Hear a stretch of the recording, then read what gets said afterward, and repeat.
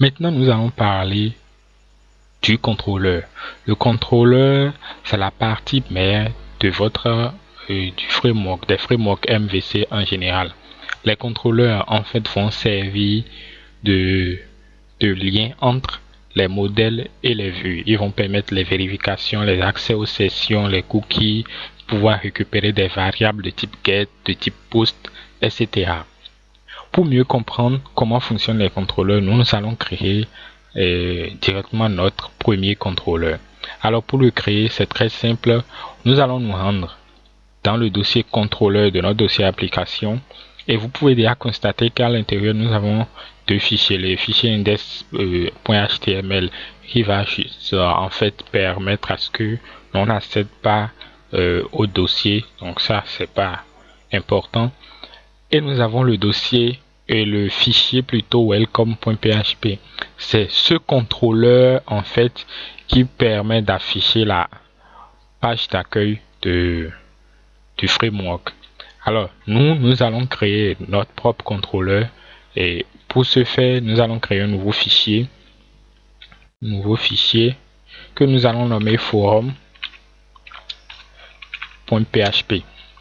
et dans ce fichier nous allons écrire le code suivant: forum instance c controller, voilà. Public function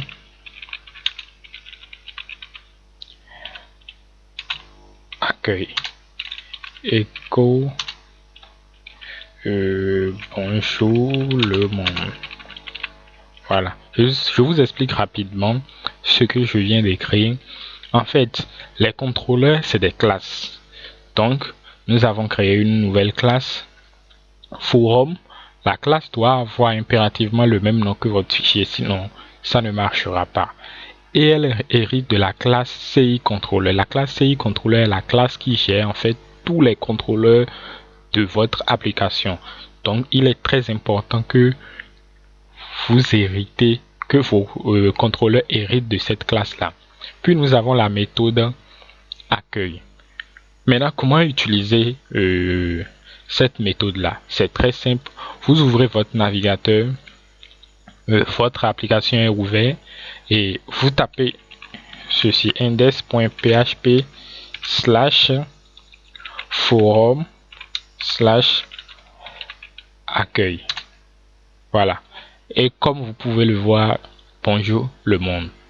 Alors qu'est-ce qui se passe concrètement dans l'URL? Nous allons expliquer comment fonctionnent les URL dans Codeigniter.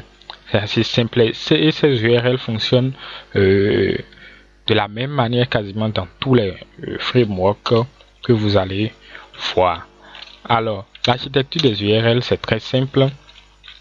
Vous avez d'abord votre nom de domaine, d'accord,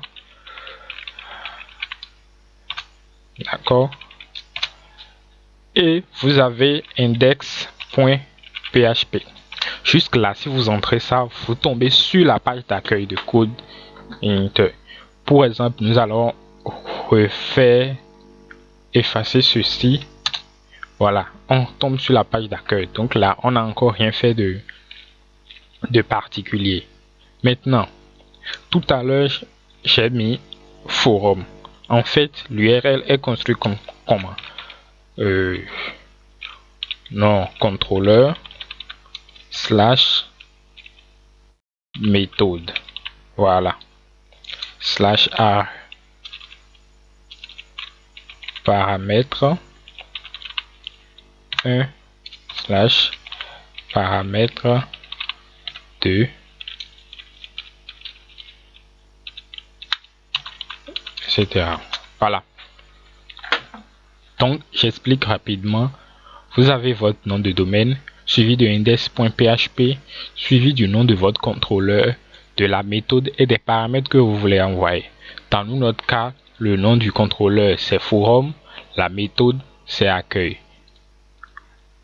Donc le nom du contrôleur c'est forum, la méthode c'est accueil. Voilà, simplement. Donc voilà comment fonctionnent les URL dans CodeIgniter. Maintenant, nous allons parler de quelque chose d'un peu particulier. En fait, c'est les paramètres là. Si vous avez déjà l'habitude de programmer en PHP, vous avez sûrement utilisé des variables, les variables get. CodeIgniter permet d'envoyer des variables get en paramètre à l'URL. Et ça se fait comment? Je suppose que je vais envoyer deux variables. La première variable se nomme nom et la deuxième se nomme prénom. Excusez-moi pour l'accent. Voilà. Donc les paramètres en fait sont des arguments de chaque méthode. Donc là nous avons le paramètre 1 et la paramètre 2. Vous pouvez mettre autant de paramètres que vous voulez. Et comment on récupère ces paramètres là? C'est simple, vous récupérez directement la variable. Donc je mets bonjour non. Voilà. Comme ça.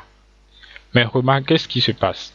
Quand j'actualise, vous avez une erreur. En fait, l'erreur est due au fait que il attend impérativement ces variables-là. Donc, nous, qu'est-ce que nous allons faire? Nous allons juste, disons, voilà, les initialiser. On dit que par défaut, qu'il met des variables vides.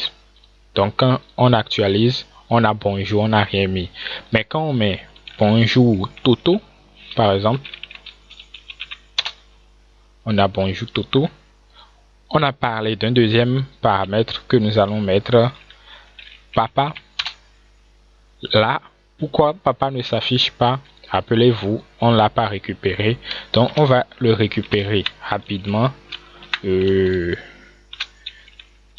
Dollar prénom. Voilà. Bonjour Toto, papa. Donc, voilà en quelque sorte comment fonctionnent les contrôleurs. Les contrôleurs, il faut savoir que vous pouvez également les mettre dans des dossiers.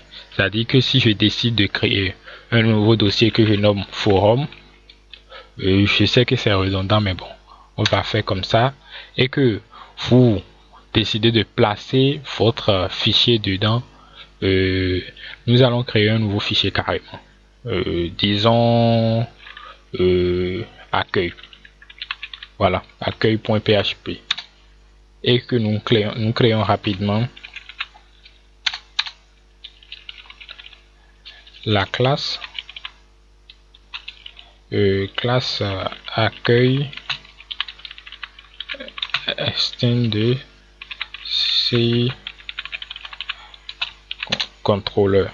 Voilà, et nous faisons une petite fonction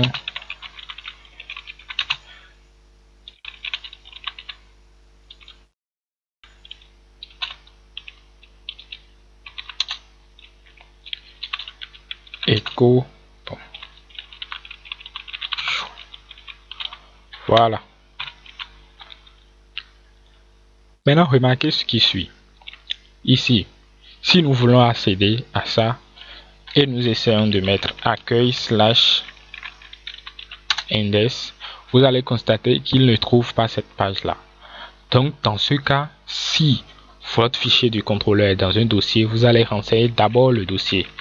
Donc, forum/accueil/index.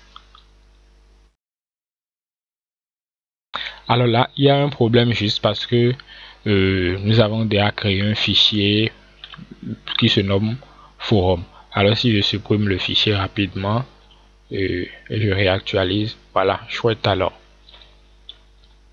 Donc tout à l'heure, il faisait ça parce que nous avons déjà un contrôleur qui s'appelle forum, une action qui s'appelle accueil, et nous avions décidé de mettre des paramètres. Voilà. Donc maintenant nous allons parler de cette fonction là, cette méthode là, la méthode index. En fait, si vous aviez l'habitude de programmer sur des serveurs, vous allez constater que les fichiers index généralement s'exécutent automatiquement par les serveurs. Et donc, CodeIgniter a essayé d'implémenter ce système-là. C'est que quand vous avez une méthode index, elle est directement exécutée. Rapidement, nous allons voir comment ça se fait. Il nous suffira juste d'effacer index ici et vous allez voir que quand même tout s'exécute. C'est-à-dire que quand vous ne mettez aucune méthode par défaut, la méthode qui est exécutée, si elle existe, c'est la méthode index. Si la méthode index n'existe pas, alors il vous dira que la page n'a pas été retrouvée. Donc nous allons récapituler rapidement tout ce que nous venons de voir. Nous venons de voir comment créer un contrôleur. Et nous avions dit que pour créer le contrôleur, vous rendez dans le dossier contrôleur, vous créez un fichier de contrôleur. Le fichier de contrôleur, c'est une classe qui doit hériter de la classe CI contrôleur. Vous créez vos méthodes. Les méthodes peuvent avoir des paramètres et ces paramètres en fait sont renseignés comme des variables de type get. Et vous pouvez les récupérer, vous pouvez initialiser ces paramètres, c'est comme des attributs de la méthode. Vous pouvez également organiser vos contrôleurs dans des dossiers comme on l'a fait, et nous avions parlé en dernière position de la méthode index qui lui il s'exécute automatiquement même si vous n'avez pas vous ne l'avez pas renseigné. Alors, je vous donne rendez-vous pour la prochaine vidéo où nous allons parler des vues. N'oubliez pas de vous abonner à la page. Bye!